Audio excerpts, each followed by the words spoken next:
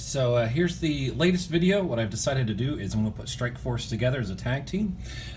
Didn't really care for him when I was younger, but watching some of the Royal Rumbles and the WrestleManias that are now on WWF Network, or WWE Network, I suppose, I've realized that they were actually a really good team. Very quick and a lot bigger in terms of stature than I thought they were. So I'd already worked on Tito Santana, and his was fairly easy. Strikeforce, it's a simple one to redo. It's just like all white. Had to do some hair on him, which was fairly easy. The skin was all in good shape, so no worries about that. I wasn't sure what to put in terms of like the lightning on the sides of the foot because I didn't know what Martel had. It looks like I will need to redo the one boot there and maybe extend it out on this other one here. So that's a little bit of work on Tito.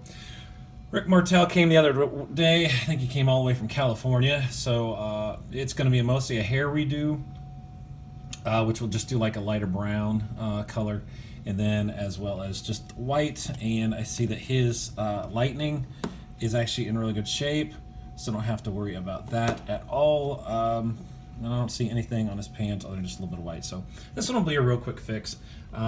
Just something short and sweet because I know some of my videos can go a little bit long. So I'll work on Rick Martel, work on his white first, and then get his hair. And this will be about like a three section video. It'll be fairly easy. So there we go, Strikeforce. So here's Strikeforce Part 2. I was able to get to Rick Martel fairly quickly.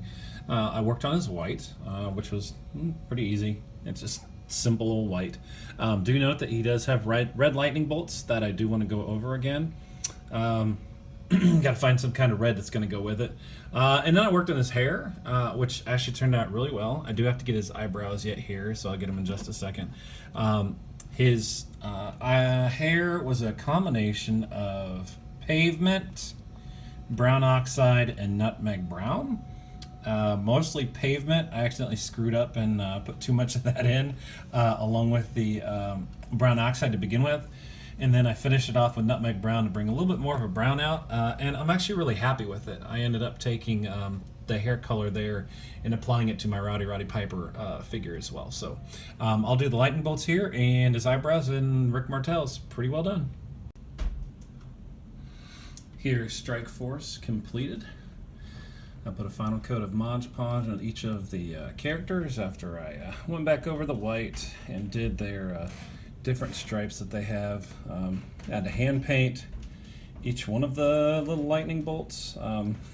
It's not perfect, but it's okay. It's acceptable in my eyes. Here's Rick Martel.